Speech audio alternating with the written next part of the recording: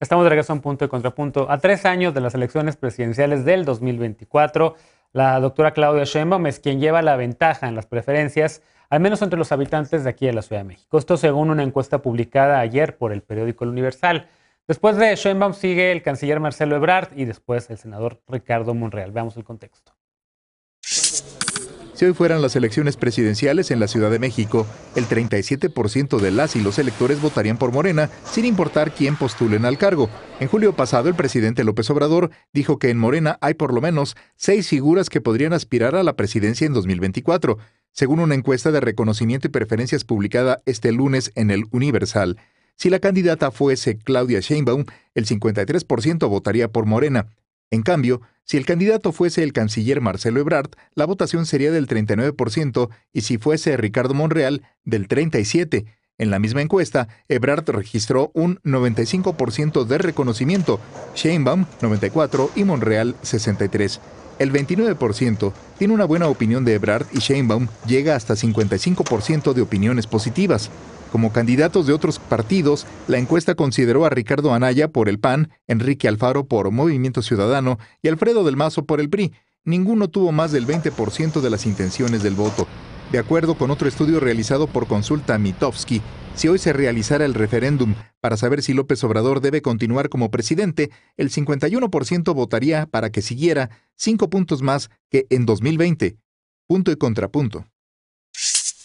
Segundo tema a discutir esta noche, bueno, sí está todavía muy lejos la contienda presidencial, pero el presidente López Obrador se encargó de destapar esa corcholata cuando empezó a hablar ya sobre sus posibles sucesores. ¿Cómo ves la baraja de Morena, Estefanía? ¿Cómo ves esta encuesta del Universal? Es la primera de muchas encuestas, seguramente en los próximos años estaremos hablando ya de todo esto, porque también en México nos encanta adelantarnos y hablar siempre de elecciones presidenciales. Me imagino que en todos los sistemas presidenciales ocurre lo mismo también en Estados Unidos. Pero ¿cómo ves ahorita la sucesión adelantada? A ver, creo que veo 3 cosas interesantes. La primera es que evidentemente se trata de un ejercicio que se hizo en la Ciudad de México, aunque dice que está con miras al 2024, solamente se recogió en la Ciudad de México, lo que implica que pues evidentemente la gente de gobierno haya salido más alta, me parece, hablando dentro de la lógica de la encuesta.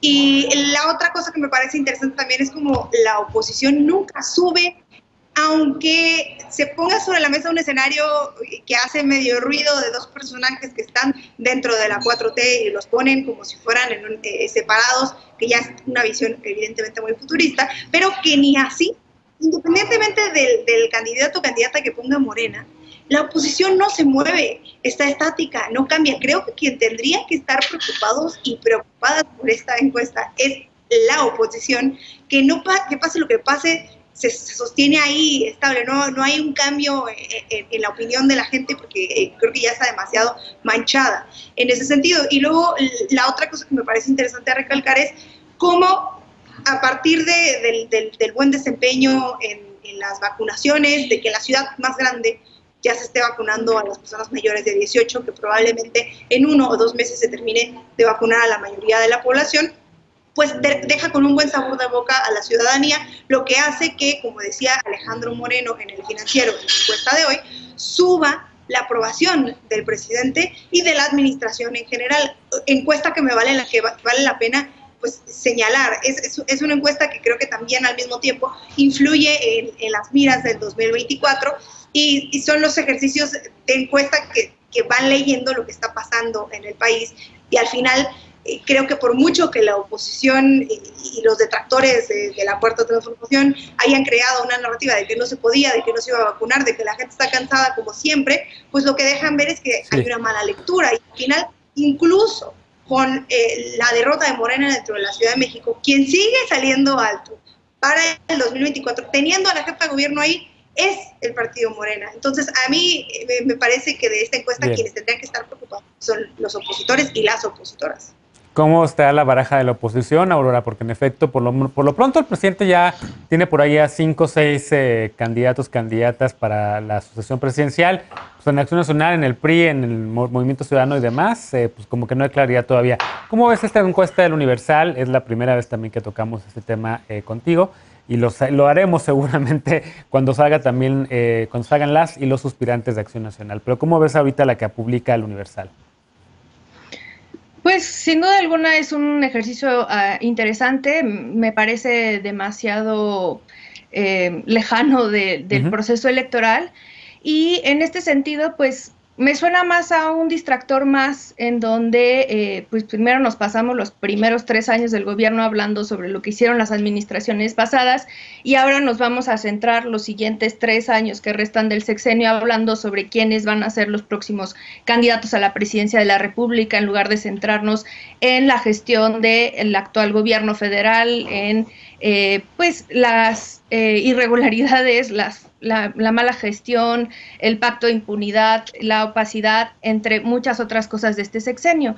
Y además me resulta paradójico que justamente hoy hablemos de la buena capacidad gubernamental de Claudia Sheinbaum, cuando justamente el día de hoy se cumplen 3 meses de la tragedia de la línea 12 del metro, y a 3 meses, con 27 personas que lamentablemente fallecieron, seguimos sin tener resultados, sin tener ninguna persona dentro de las indagaciones, ninguna persona responsabilizada, y al final de cuentas pues creo que habla mucho también de cuáles son las prioridades en las que se centran. Y pues sí, creo que centrarnos nada más en una cuestión de la vacunación pues es dejar muy de lado la cuestión de pues qué ha pasado con la gestión de Claudia Sheinbaum, y poner de centro pues esto que ha sucedido, a lo que no se le ha dado respuesta. Y me preocupa que el resto del sexenio nos vayamos a centrar justamente en nada más estar discutiendo sobre quiénes van a ser los presidenciales y no sobre cuáles son los temas pues centrales para pues avanzar y que realmente se cumplan las cosas que se prometieron, y al final de cuentas las cosas por las que deben de responsabilizarse también en esta administración. Contrapunto, Alejandro, en efecto se desvía la atención de los temas que tendríamos que estar discutiendo, que los discutimos, la línea 12 le hemos dedicado múltiples espacios para hablar de ese tema, pero la encuesta universal a mí me pareció también, para salirnos de los temas que también están, digamos, COVID y la pandemia y la otra vez el brote de este nuevo pico, que mañana lo tocaremos por supuesto, pero pues hoy quería como una cosa distinta. ¿Cómo ves esta encuesta? Sí, está bueno, digo, es la costumbre ya de México, y como tú dices, yo creo que de todos los sistemas presidencialistas del adelantismo, ¿no? Todavía falta más de la mitad del sexenio, pues todavía muchos desafíos pendientes que cumplir antes de estar pensando en sucesiones, pero bueno, ya que estamos hablando de esto, yo creo que sería un excelente perfil Claudia Sheinbaum para encabezar esta sucesión. Rompería un techo de cristal contar con la primera mujer presidenta, sería un excelente precedente para este país, y considero que su perfil es progresista, trabajador y competente, y que sería un excelente perfil. Pero también creo que falta todavía, como digo, dar resultados, y sobre todo hay que preguntarse, porque esto ha pasado en todos los sexenios, siempre nos hemos adelantado, y preguntarse que quién eran, por ejemplo, Fox a mitad del sexenio de Zedillo. Yo creo que fue algo que no nos imaginábamos en aquel entonces. Lo mismo que Calderón en el sexenio de Fox, que a la mitad del sexenio era director de Banobras, si mal no recuerdo. Yo creo que de los presidentes o de los que finalmente llegaron, el único que estaba cantado con anticipación era Enrique Peña Nieto. Pero, por ejemplo, los favoritos a mitad del sexenio de Enrique Peña Nieto no llegaron. Me refiero a Chong, a Nuño, a Videgaray. Lo mismo en el sexenio de Calderón, que era el perfil, digamos, el elegido, el ungido Ernesto Cordero, o con Vicente Fox, Santiago Krill.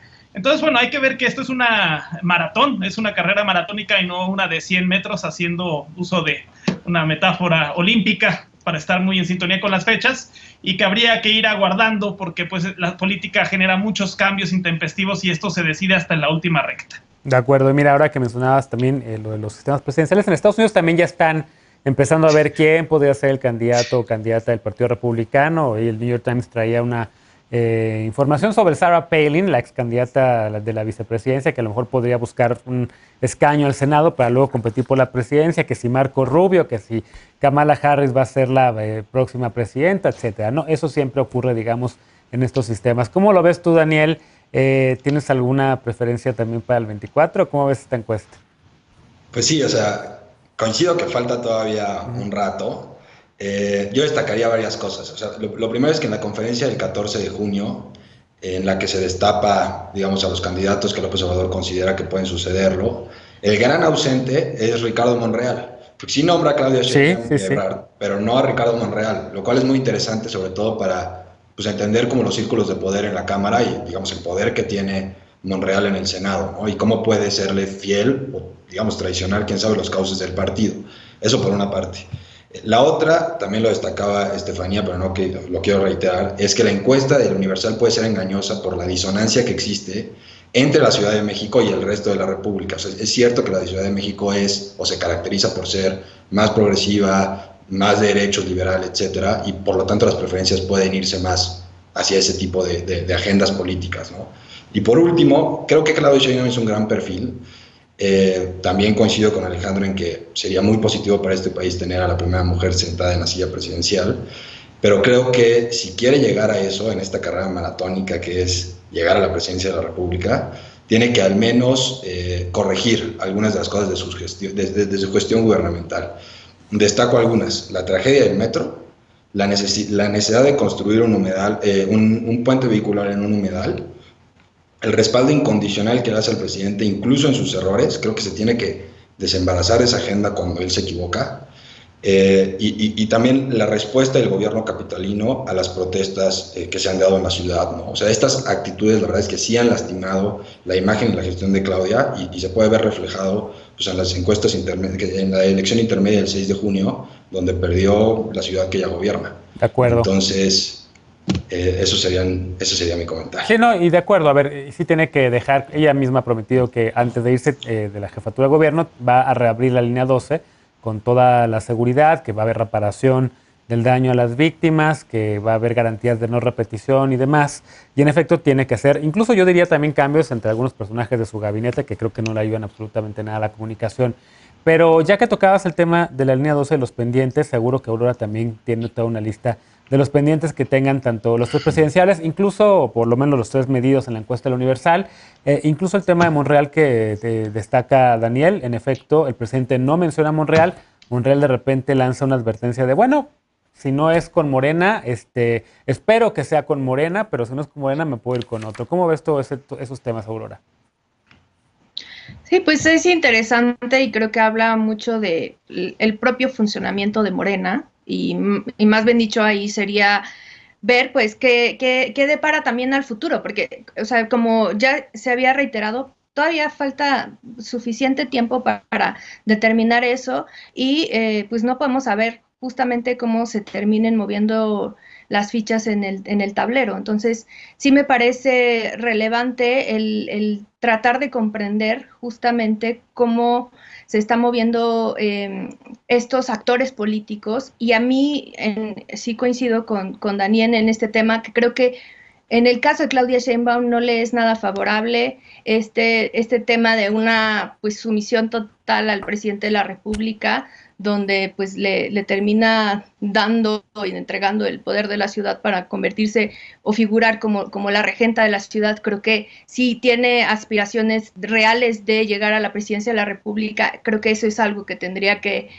corregir y que al final de cuentas pues no me parece tampoco nada bueno si hablamos de lo que ha costado como mujeres llegar a la política. Claro. Creo que son ese tipo de prácticas las que se tienen que desterrar. Regresamos después de esta, porque esta mañana el presidente López Obrador dijo que la refinería de Dos Bocas cuida el medio ambiente. Esto después de que una investigación revelara la supuesta destrucción de manglares de esta obra. Volvemos con este tema punto y contrapunto, no te vayas.